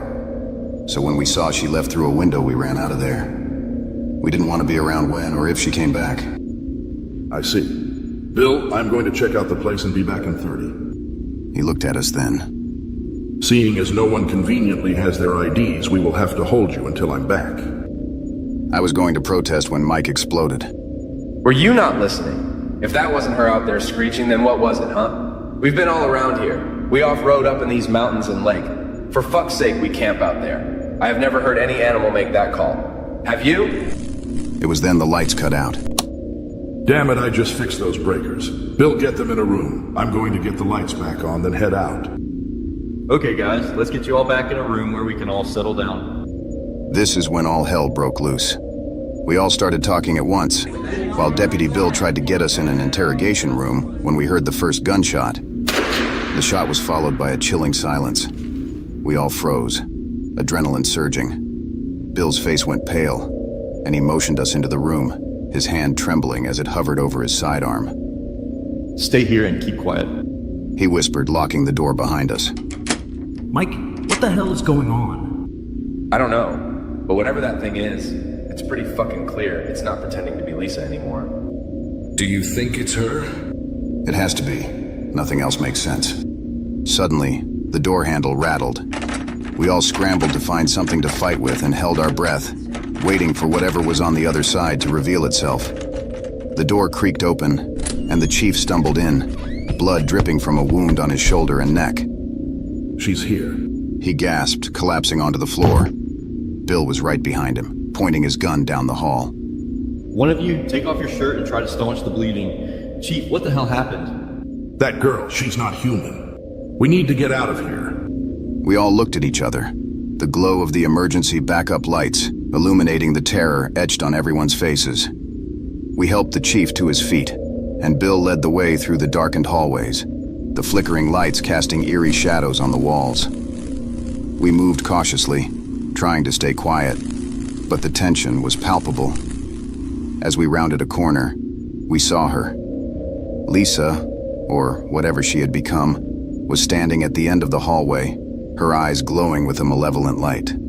Her grin stretched impossibly wide, revealing rows of razor-sharp teeth drenched in the chief's blood. Run! The chief shouted, and we sprinted back down the hall, Lisa's eerie laughter echoing behind us. We burst into a small office, slamming the door shut and barricading it with a desk. What the fuck is happening? Andy shouted, panic in his eyes. Quiet. We need to stay calm. Bill hissed. We could hear Lisa scratching at the door, her nails dragging across the wood. Suddenly, the sound stopped. We held our breath, straining to listen for any sign of her. Then, without warning, the little light that was left flickered and completely went out again. Chief? Bill whispered. Silence.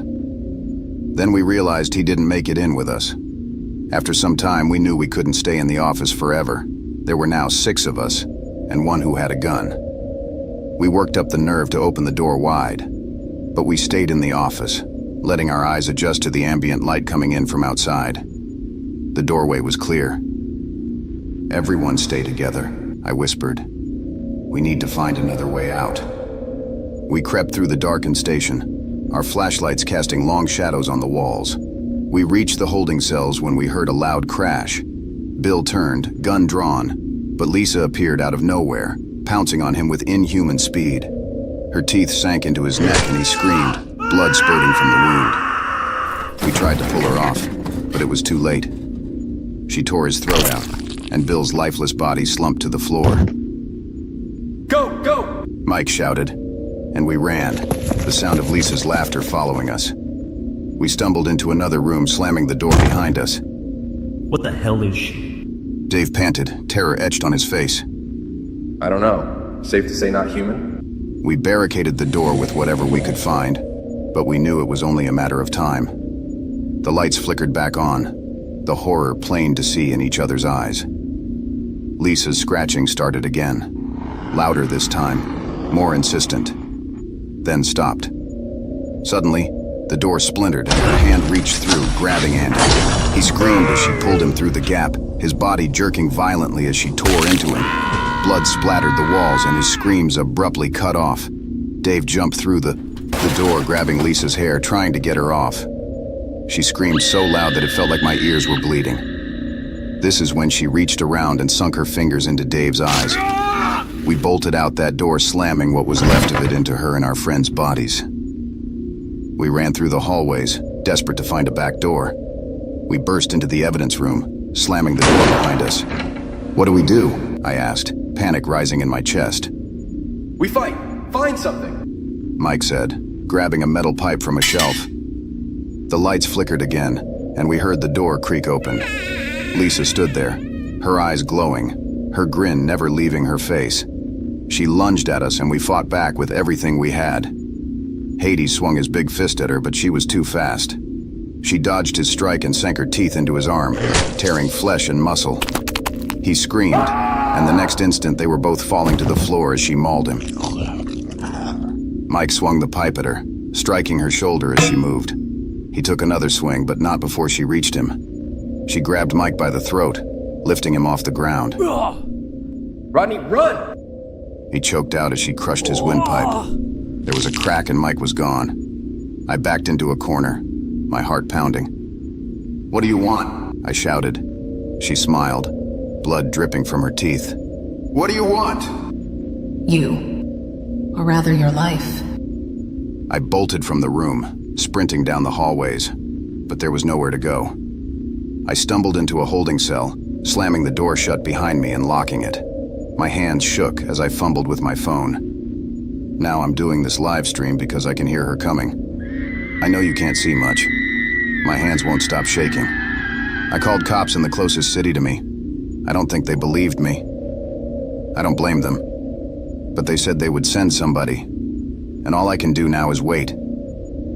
I can hear the creaking of floorboards being walked on around the station, the whisper of my name. Rodney. She's playing with me.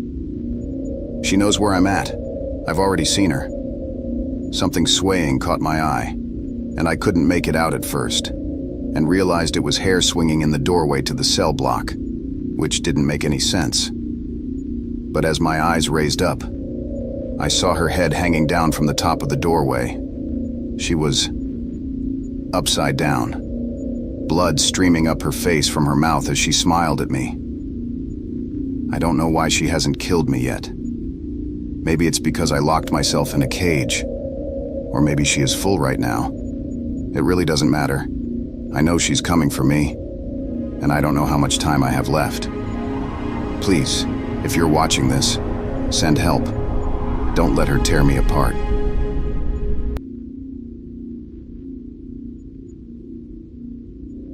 I've always loved the open road. Windows down, blasting Metallica, just me and the wind. But this time, I had a delivery to make. Overnight haul through some backwater highways that even Google Maps was probably drunk navigating. The kind of place where civilization felt like a suggestion, and the horizon had teeth. I was a few hours in, around 2 in the morning, when the truck's cab started to smell funny. Not like I'd been hauling raw meat in there, but worse. Like I was hauling roadkill by the ton. What the fuck is that? I muttered, cranking the window down, but the smell wouldn't leave. It was like it had crawled into my nose and set up camp. I glanced in the rear view, half expecting to see a dead deer somehow lodged in the bed, but instead, there was something in the sleeper. I could barely make it out. A shadow, maybe. Something squatting back there. I could have sworn I locked that part of the cab. Panic set in as I kept one eye on the road and the other on whatever the fuck had decided to invite itself in. All right, asshole. This is private property, I let out, trying to summon courage that didn't exist. My hand reached under the seat for the tire iron I kept there, just in case some creep decided my truck was a free motel. Suddenly the smell got worse and, I swear, I heard breathing, like whatever was back there wasn't too happy about the accommodations. Oh, fuck this, I whispered, my heart pounding like a jackhammer. I made the executive decision to pull the truck over, my palms slippery on the wheel. As soon as I rolled to a stop, I jumped out, yanking the door to the back open, ready to bash whatever I found back there. Nothing. Just empty space, the stench vanishing like it never existed. But there, etched into the metal wall, 3 claw marks, deep enough that I could have fit my fingers into them. Jesus fucking Christ, I whispered, running my fingers over the grooves. They were real, all right. I wasn't imagining shit. I backed away slowly, my eyes darting around the empty road, half expecting some monster to come charging out of the dark. I climbed back into the cab, my hands still trembling. The rest of the drive was a blur. Every creak of the truck, every shift in the shadows had me on edge, ready to swing that tire iron like my life depended on it. By the time I made it to my drop-off, I was a goddamn wreck. Yeah, next time I'm hauling pillows. They don't leave claw marks and they sure as shit don't breathe. I don't know what the hell was in my truck that night. Maybe some kind of spirit. Maybe a cryptid. Hell, maybe just my tired brain fucking with me. But one thing's for sure. That wasn't just a bad smell. And whatever it was, it left its mark.